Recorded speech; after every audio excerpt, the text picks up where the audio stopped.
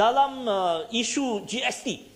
Walaupun kerajaan nak meningkatkan revenue, tetapi dalam pengendalian GST ini, saya rasa akhirnya kerajaan tidak akan dapat hasil yang mencukupi. Kita paksakan mereka yang menerima BRIM untuk membayar cukai. Sebelum ni, penerima BRIM ni ramai, 60% dalam ekonomi kita. Keluang. Itu ya. Sikit, seminit. Ya, Sikit. Bahkan Serai. Okay. Terima kasih Keluang. Terima kasih Datuk Ini Betul. Ini kita tak pernah paksa siapa-siapa bayar GST. Inilah masalah. GST ni adalah cukai kepenggunaan. Dan hanya orang-orang yang membelanjakan pada barang-barang tertentu saja yang kena GST. Jadi yang kata GST tidak dapat, dia adalah broad base pencukaian. Yang kata GST tak dapat mengumpulkan dana banyak, itu juga satu kenyataan yang salah. Okey, terima kasih. Saya tidak akan masukkan ucapan saya.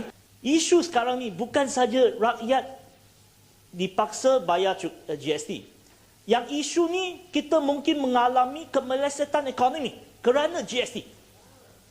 Itu saya rasa isu yang lebih besar. Our problem is that we have no macroeconomists. Apa yang saya nak jelaskan ialah, kita sekarang ni memaksa mereka yang tidak ada keuntungan ataupun pendapatan yang mencukupi untuk membayar cukai. Kita mengambil cukai mereka, kita jadikan hasil kerajaan. Dan kita anggap ini adalah cara untuk menambah 15 bilion net ke dalam hasil kerajaan. Tapi, mana 15 bilion ini?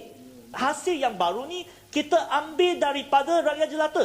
Kita ambil dari pemasaran kita. We take from the market.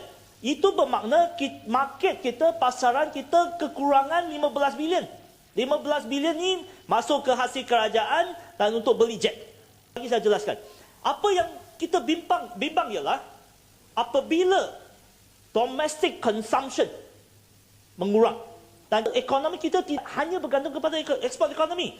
Kerana ekonomi US, Jepun, US mungkin okey, tapi Jepun, Eropah, China, these are main export destination, tidak begitu menggalakkan. So kita ada masalah dengan ekspor dan kita ada masalah dengan domestic economy, dengan GST dan dengan kemelesetan nilai ringgit. Lagi, kerajaan menggunakan satu cara. Cara ini ialah dengan Gazette Peraturan Kawalan Harga Anti-Profiteering Act. Sekarang ni idea kerajaan ialah GST tak ada masalah.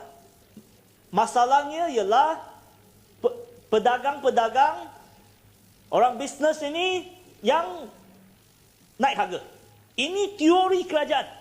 So dengan teori ini diadakan Anti-Profiteering Act.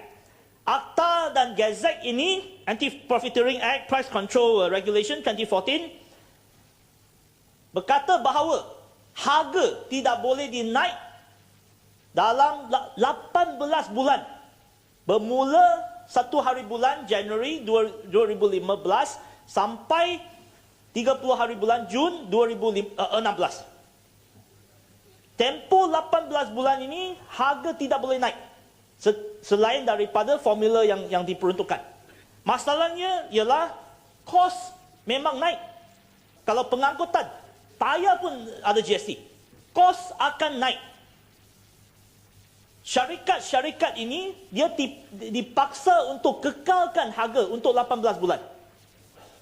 Itu bermakna keuntungan dia akan merosot. Apabila keuntungan dia merosot, cukai syarikat akan turun. You are back to square one. Di mana kerajaan tidak dapat keuntungan yang lebih banyak kerana corporate tax merosot.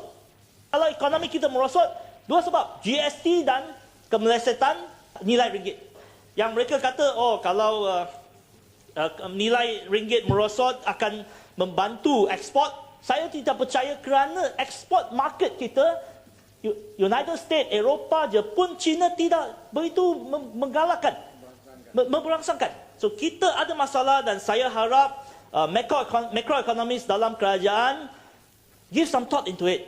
Jangan jadikan ekonomi kita merosot seperti ekonomi Jepun selepas cukai sales tax dinaikkan 5% sampai 8% dan ekonomi merosot 2 kuartal.